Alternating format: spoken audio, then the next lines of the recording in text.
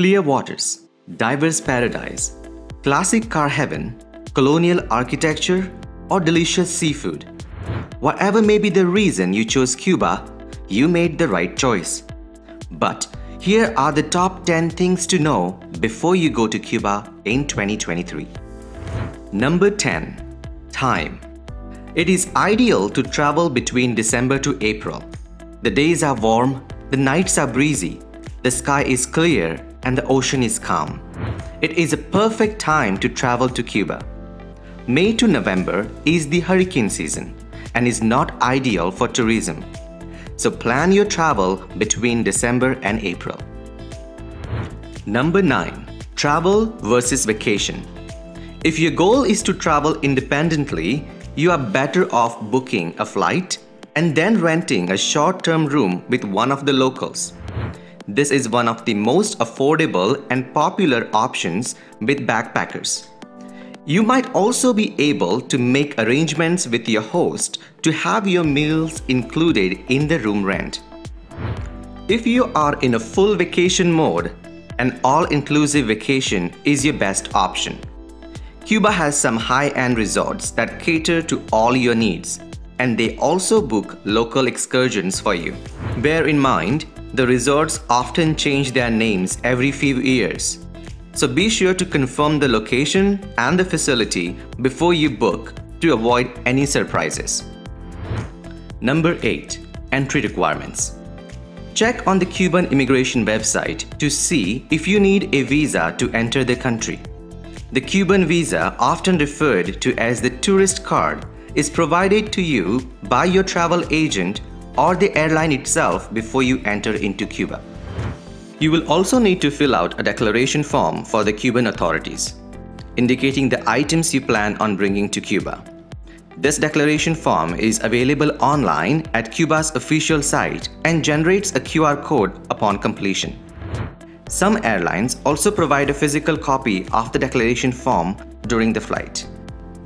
The government of Cuba requires all visitors to carry valid medical insurance. Cuban healthcare is not free for tourists, and it is important to purchase good health insurance for emergencies. While travel insurance is not mandatory, many companies provide a package deal for health and travel insurance at affordable prices. Number 7. Packing for home versus destination. If you are escaping the cold weather at home, you will probably be wearing warmer clothes entering into the airport. Make sure you carry some cool summer clothes in your carry-on luggage to avoid overheating as you arrive in Cuba. Also, take a photo of your luggage or invest in AirTags. This will come in handy if your luggage is delayed or misplaced.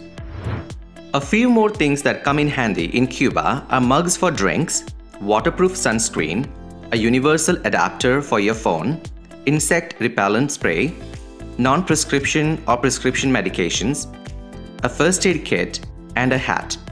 Most resorts will provide their guests with an umbrella, but if you are backpacking, don't forget to bring one. Number 6. Gifts. Foreign gifts are a novelty in Cuba, and it is a nice gesture to bring gifts with you from your own country. You may leave a gift to the cleaning staff or any other person who provides exceptional service. COVID has taken a toll on Cuban healthcare, and there is a shortage of over-the-counter medication.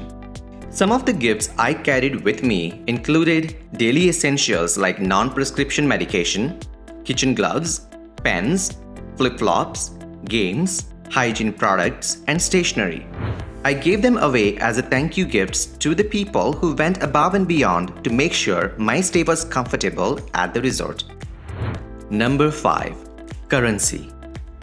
Cuba is set to introduce a new currency in January 2023. It is important to have the right Cuban currency for your travel. You will be able to get the new currency at the Cuban airports. There are also banks in the resorts that provide competitive exchange rates. While you might get a better price for your money if you venture into the town, it is advisable to exchange some cash when you land in Cuba. Sometimes, your tour guide might also carry the Cuban currency with them and would be more than willing to exchange with you. Please note that US dollar, euro, Canadian dollar and British pound are very widely accepted in Cuba. Even the local vendors and stores will accept these foreign currencies and adjust the pricings of their services and items accordingly. Most of the businesses in the major tourist destinations, however, prefer payments via credit card. Number 4. Tips. Tip culture is becoming popular in Cuba. While it is not mandatory, tips are welcomed for every service provided. There is no set percentage on the tip, but a $1 for a drink or coffee is considered a good tip. Interestingly, tips are also expected when using private washrooms. Please do not tip using any foreign coins, since the banks in Cuba do not accept foreign coins from the locals. So, carry some cash.